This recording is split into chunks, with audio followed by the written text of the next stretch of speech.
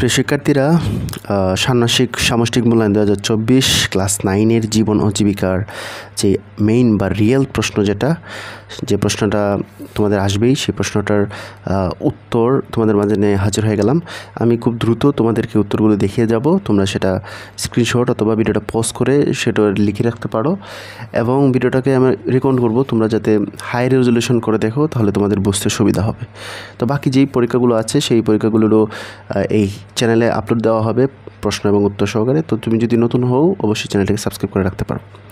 তাহলে চলো আমরা প্রশ্নগুলো জাস্ট অল্প করে দেখে নিই, আমি দেখিয়ে যাব, তোমরা জাস্ট উত্তরগুলো তুলে নিবা অথবা স্ক্রিনশট দিয়ে রেখে দিবা।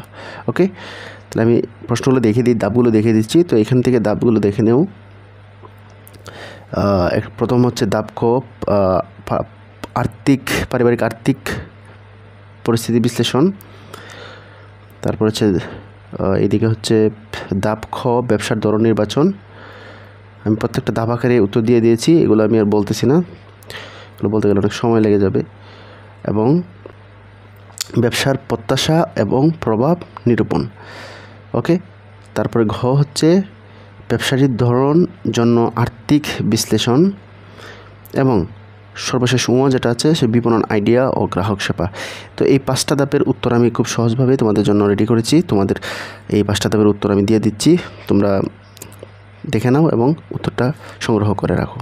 তো ধাপ কর জন্য তোমরা দেখতে পাচ্ছ যে পারিবারিক যেই আর্থিক পরিস্থিতি বিশ্লেষণ এবং পারিবারিক বাজেট তৈরিটা, তো এটা তোমাদেরকে লিখতে হবে। আমি তোমাদের দেখিয়ে যাচ্ছি, তোমরা ঠিক এইরকম করে লিখে নেবা। ওকে,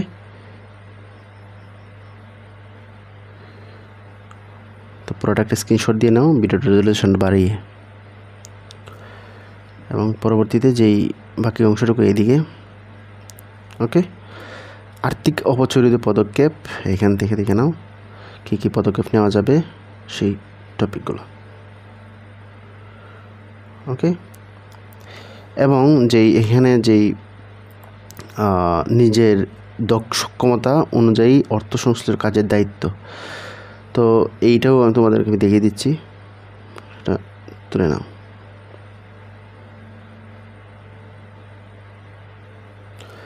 ব্যবসার ধরন নির্বাচন, তারপরে ব্যবসার যেই মেয়াদ, ব্যবসার যেই নেওয়ার যৌক্তিকতা, পরিবার চাহিদা ও সুযোগ, প্রত্যেকটা বিষয় তোমাদেরকে দেখিয়ে দিচ্ছি।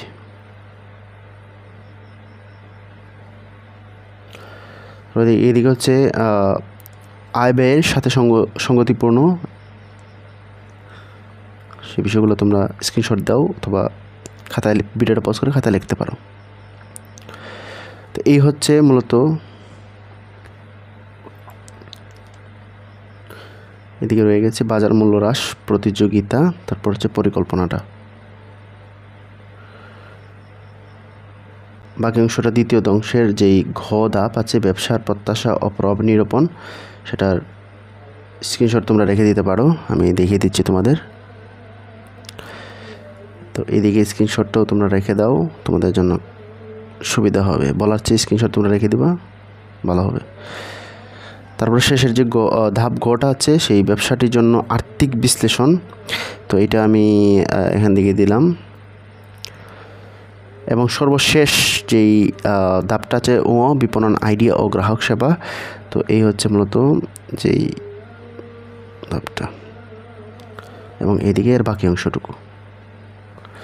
সো ওকে, ক্লাস 9-এর জীবন ও জীবিকা বইয়ের যেই প্রশ্ন উত্তরটা আশা করি তোমাদের ভালো লাগছে। বাকি যেই পরীক্ষাগুলো হবে সেই পরীক্ষাগুলোর আনসার পেতে চাইলে অবশ্যই চ্যানেলটিকে সাবস্ক্রাইব করতে বলবে না।